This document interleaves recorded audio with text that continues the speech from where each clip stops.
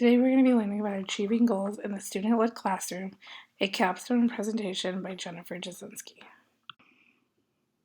In Chapter 1, an introduction, we're going to cover the following topics: the researcher's background, why goal setting in the student-led classroom, the gap, a problem that needs a change, and a question to research.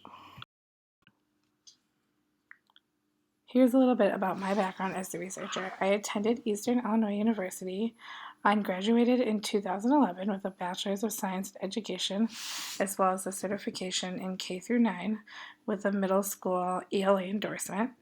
I spent 6 years teaching at Renaissance School in Racine, and I taught grades 1st, 2nd, 5th, as well as 5th and 6th ELA during my time there. I was also the health and safety officer. I currently am attending college at Wisconsin Lutheran College, seeking a master's in leadership innovation. And I also am currently working at W.C. Petty in Antioch and teaching 4th grade.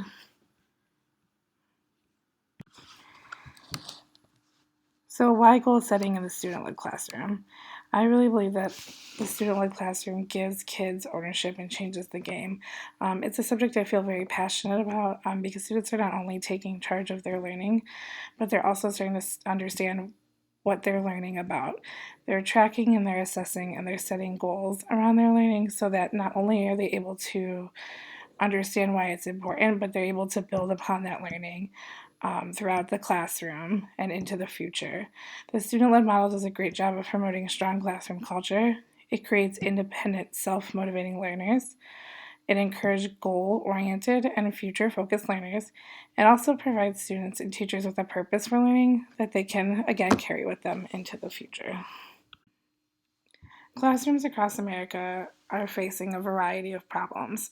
Currently, there are 3 problems that are emphasized within classrooms that promote a need to change that the student-led classroom model can help with and address.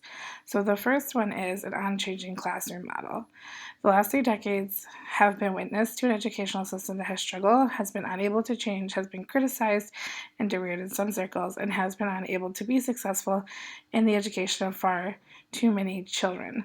That quote comes from Surgener, who talks about how the classroom looks exactly the same as it did in the 1950s as it does today. So many things have changed, like the Air Force doctors' offices. However, teachers' classrooms have pretty much the same desks and same look as they did 50 years ago. The second problem is the pressure placed on test scores. So there's been an inundated amount of pressure placed on test scores, and people are wanting to use the data and evidence not only to judge schools and teachers, but to push and drive learning.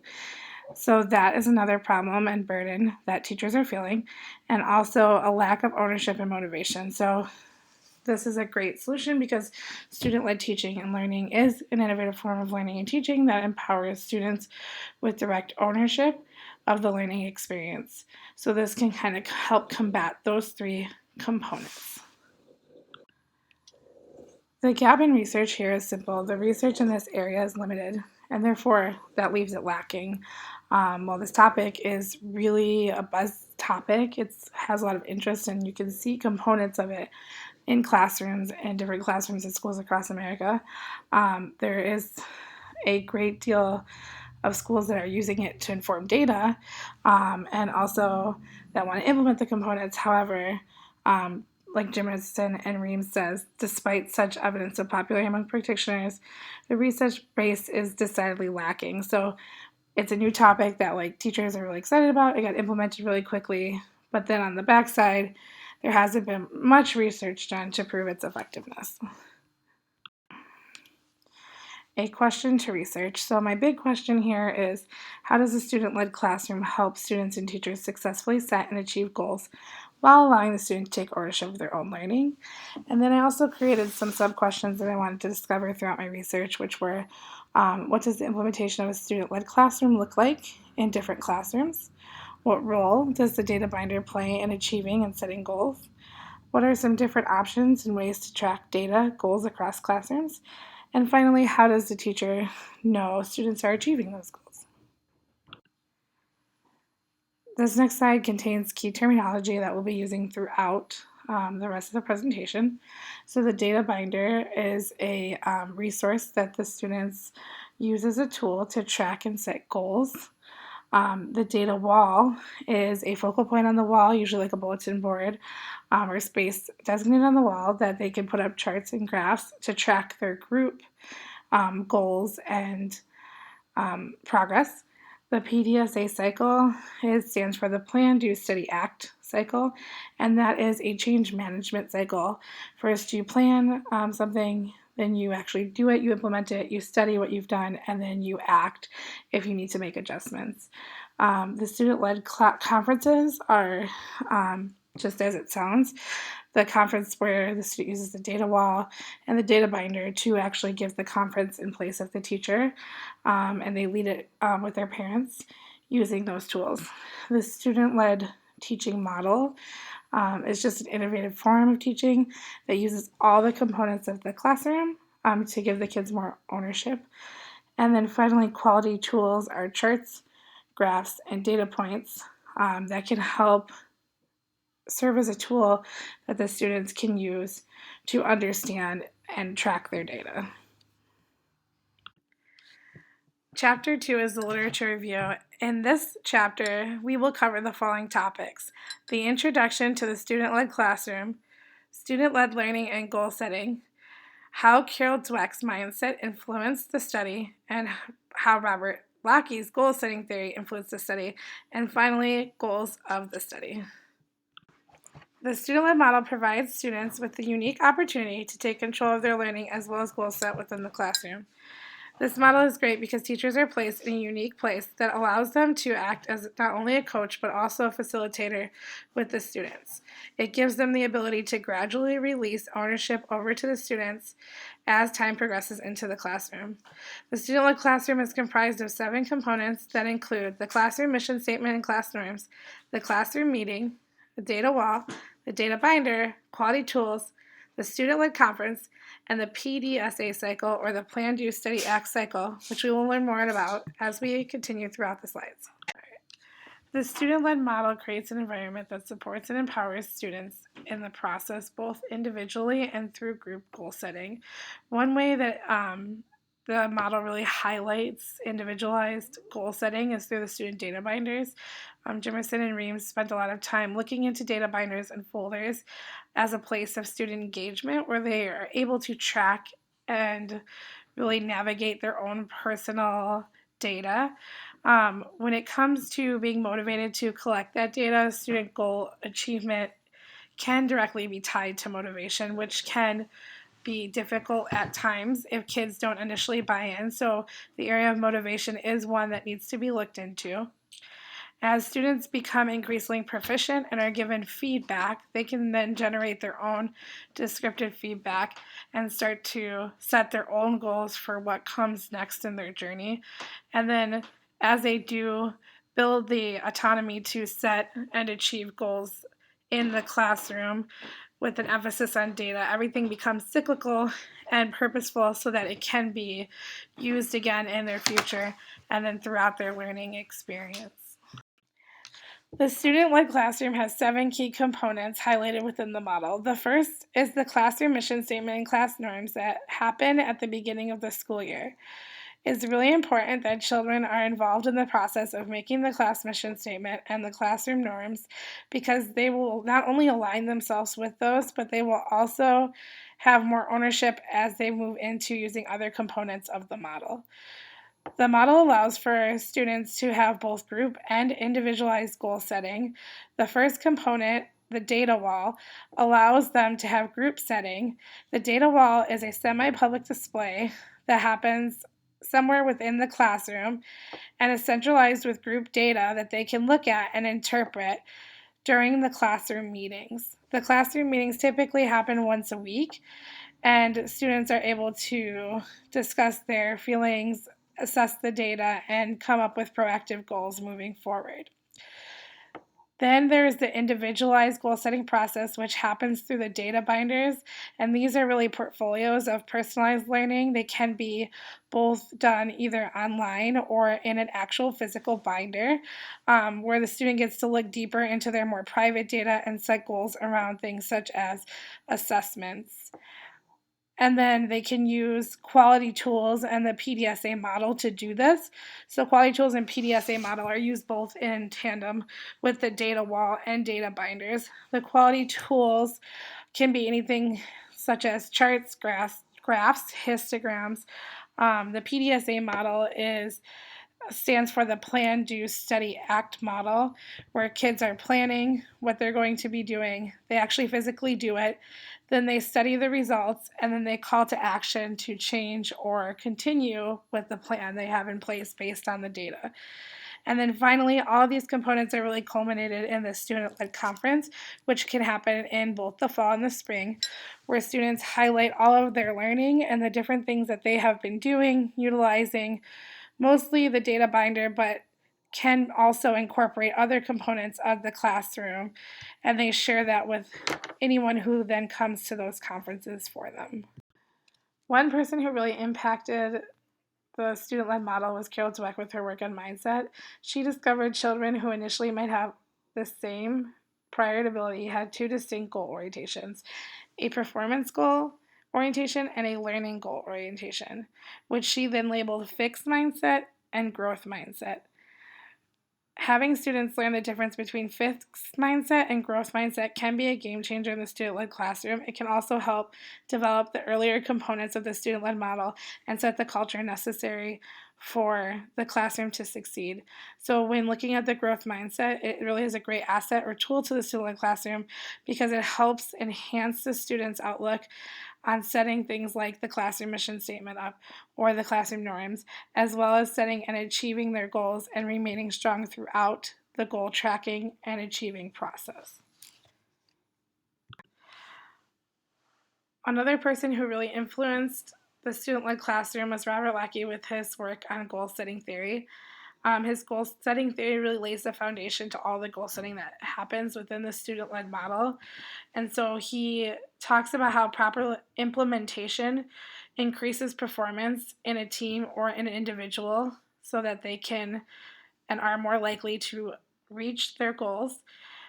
There's also a component highlight of self-set goals and how people with higher self-efficacy set higher goals than people with lower self-efficacy, which is why those early elements of the classroom mission statement and norms and the environment and group dynamic are so important within the model.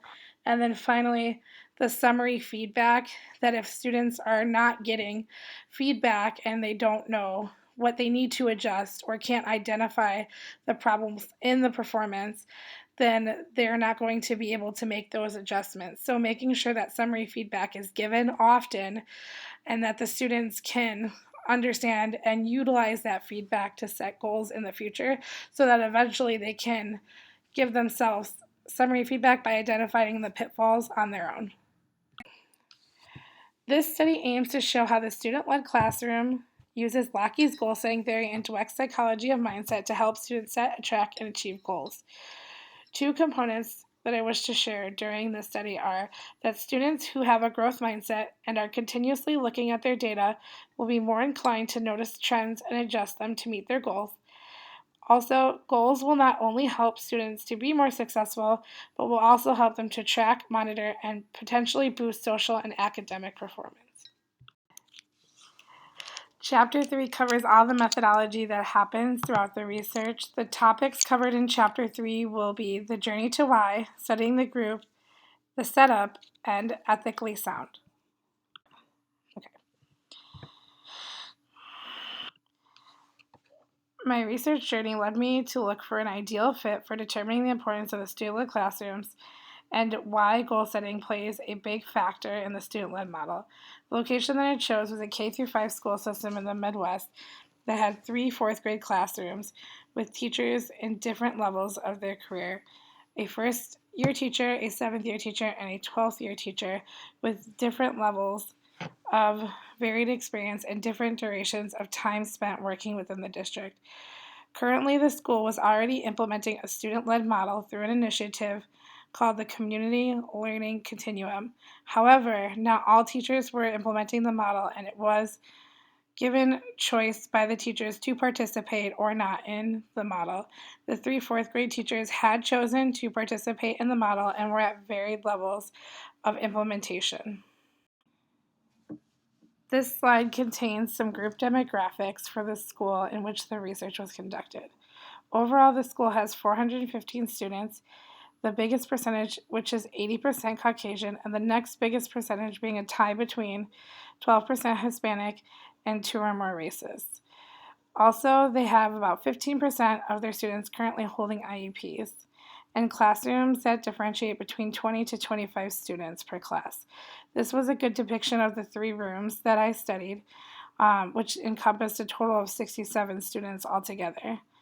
The school was implementing the community learning continuum, which is a form of the student-led classroom, and they have results of the 30th percentile for reading, 40th percentile for math, 63rd percentile for science on their state assessments, with a growth rate of about 50% overall. In order to have a productive study, a research plan was set up and put in place, started with obtaining consent from the Instructional Review Board and the school and teachers itself. After consent was received, consent from the teachers and principal was received as well. There was an initial meeting set up to schedule observations and other things that would happen throughout the terms of research with each teacher. Observations happened weekly and daily within my own classroom. The data binder walkthrough contained the first original meeting with each teacher where they actually walked through the different components of their data binder so that I could see how each compared and contrasted amongst all the rooms. And the final setup was the action research, which was done within my own classroom, utilizing the different components, but mostly highlighting the data binder itself. Ethics played an important role in the entire research process and was in the forefront of all the research conducted. And to ensure this occurred, informed consent and board approval was obtained. Normal educational practice was deemed for the students, so letters did not need to go home, but was offered to the principal as an option. Names and identifiers were removed from the project. Data was not discussed between classrooms. Transparency was given to all teachers about data and observations, and teacher voice was obtained through the survey as well as through individual meetings. Chapter 4 covers the data analysis. The topics covered in Chapter 4 are 3 emerging themes: classroom culture, goal setting, and student ownership. 3 themes that really emerged from the student-led classroom were classroom culture, goal setting, and then student ownership. When it came to classroom culture, I saw intentional implementation from the beginning to the end of the school year that led up into the student-led conferences, which highlighted all of the components of the classroom. We saw group dynamics support the culture, a community of language around not only the class norms, but the mission statement and goal setting process. We saw a promotion of goal setting both individually and group. We saw feedback and communication that started with the teacher, but then ultimately led its way to the students. And then we saw students become problem solvers and future forward planners. In the goal setting theme, we saw how centralized it was in the model itself, both the group and individual goal setting. We saw the promotion of positive planning and the celebration of the outcomes of that planning. We saw data-informed decisions, and we saw the development of the goal-setting process with things like the quality tools and the PDSA cycle. With student ownership, we saw throughout the whole model just the students be released the ownership from the teacher and to take over that ownership themselves throughout all of the components. We also saw the desire to achieve, raise, through the use of things like growth mindset, and students were given feedback and the ability to use voice in the classroom, and then ultimately the celebrations that took place because of those things.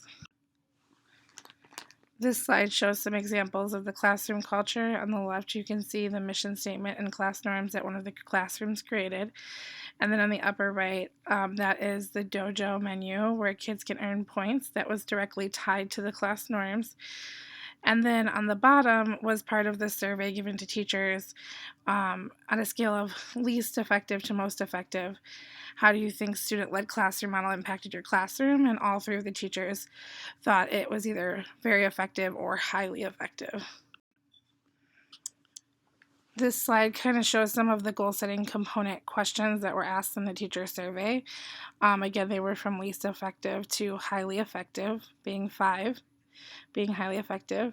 And as you can see, each of the 3 questions: how effective do you think the student-led classroom is helping you achieve goals? How effective was the student data binder in the process of collecting data?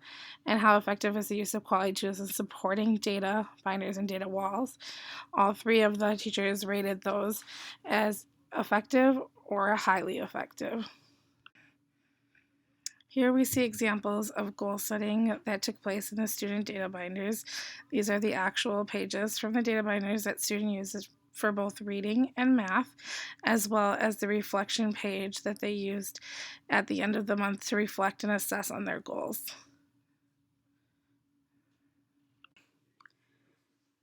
The survey showed that teachers agree that they see more student ownership using this model. To your right, you can see a tracker that's used in the data binder. This is a tracker used to look at a student's Lexia usage over the course of several weeks so that they can track and see if they met their goals. Also, then you can see the 3 responses that came through the survey where teachers are saying yes, absolutely. And one teacher says that they believe that students have more ownership in this model because they are taking control of their goals that they set for themselves and adjust when necessary. They can see when something isn't working and make adjustments to take a step towards a modified goal as they see necessary. So we definitely saw ownership, and I was able to observe that during my observations, but then also was reinforced by what the teachers were seeing within their own classrooms. Here on the left, you can see a student data wall or data center within one of the classrooms. This teacher also gave a testimony in their survey about their classroom. As follows, it says, some of the strengths of this type of classroom is that students are to take ownership of their academic growth and social emotional growth with peers. I think it is extremely powerful to give essential data to students so that they are aware on what they need to do in order to accomplish a task or goal in order to make growth. I have seen tremendous amounts of growth with a student-led classroom, not only academically but also socially as a collective group. The group in particular had the most growth of all of my years of teaching with a student-led classroom, with their social emotional growth with each other and others around the building. The biggest impact to their social growth was our classroom meetings. Once they started coming up with their own suggestions to problems, behavior turned almost immediately. So this is just a great highlight and representation of the not only the growth but the ownership piece within the student classroom, and how giving ownership to the students can really empower them to take control of their learning and even combat or turn around any problems that they are having within their own classrooms. In Chapter 5, we cover the conclusion with the topics implications, recommendation for practice, recommendation for future studies, and look over our key sources. 3 themes really emerged out of the student-led classroom, but one seemed to really emanate throughout, and that was the theme of student ownership. Teachers really start off the year by gradually releasing ownership. First, they showcase the components, and then they start to give them over to the students. The student data binder stands out among these components as the main tool I feel that they really connect with to do their individualized goal setting, where they can really see the impact on their own results. The utilization of growth mindset throughout helps the students to stay positive and tackle challenges that come along their way, as well as to support others through their challenges and the class as a whole to build morale around each other so that they can meet their group goals during classroom meetings utilizing the data wall. Lackey's theory was really at the heart of the student-led classroom. So many times did it go back to goal setting, and having higher self-efficacy really allowed students to take ownership of their goals and really use summary feedback and then create their own summary feedback to move that goal further during the conferences and debriefs. Goal setting and achievement were highlighted throughout the entirety of the model and just gave students the sense to want to do better despite the outcomes. So it was always focusing on how he could take the data and just improve forward, which gave them a really good, healthy mindset to do that. My recommendations for future practice really lays in the hands of the teacher. I think it's so vital that the teacher really understands the model because their impact and role in the model is so crucial. If the foundation isn't laid straight, then the model isn't going to be as effective for the learners. So the teachers need to fully understand all of the components within the model so that they can deliver them to the students so that they can take ownership of them. They also need to have plans for implementation, so they need to think about how they're going to roll this out in their classroom and what's going to work for their style of teaching. And they need to be able to adjust for their groups. Not every group of students is the same type of learning community, so you might have to tweak what you're doing a little bit from year to year to make it fit the group that you're working for so that they can then take ownership of it in a way that works for them. I think training across the board, so if you're going to implement this in a school with multiple classrooms, ensuring that all teachers are trained on the components so that it can be as equitable as possible across classrooms. And then you have to just have the mindset. It can be difficult sometimes for teachers to give up ownership of the classroom to kids, especially when they're new to the classroom and they're kind of leery about it. So just making sure that teachers have the mindset that they're able to establish a solid foundation and then give ownership to the children and gradually release as the year progresses. Recommendations for future studies I have is that I would really like to see a correlation study done that's conducted to assess how student ownership in student-led classroom contributes to the success of the academic achievement and how those two play a factor with one another. I would also like to take a deeper look into students who are highly motivated versus those who are less motivated, both initially at the beginning and then throughout the model. So this was something that surfaced through my observations, but also in the teacher survey, that there are definitely students who are like resistant to the model or lacking at the beginning. Some of them eventually come around, but some of them are a little bit less motivated throughout. So I'd like to see what really factors are in play there and how those factors can be addressed so that students could take away that lack of motivations and start to invest in the classroom. So I also think that would be an interesting perspective to research as well. And finally, here are the key sources that were used to create the research conducted on the student-led classroom.